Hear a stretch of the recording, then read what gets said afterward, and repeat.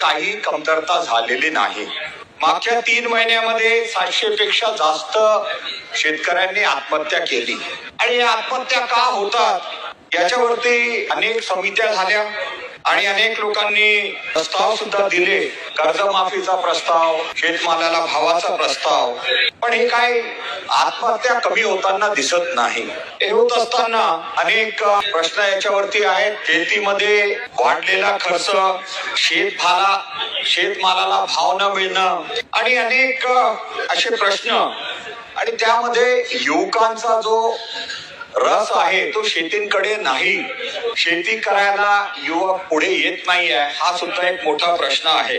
कितीही आपण कर्जमाफी केली, मला आठवतं 72,000 कोटीची कर्जमाफी झाल्यानंतर परत जर आपण त्याच अवस्थेमध्ये आहोत तर कुठेतरी चिंतेचं कारण आहे। आज आपण योजना राबवतो, पण या योजनाची अंमलबजावणी होते का? अध्यक्ष महोदय, मी फक्त माझ्या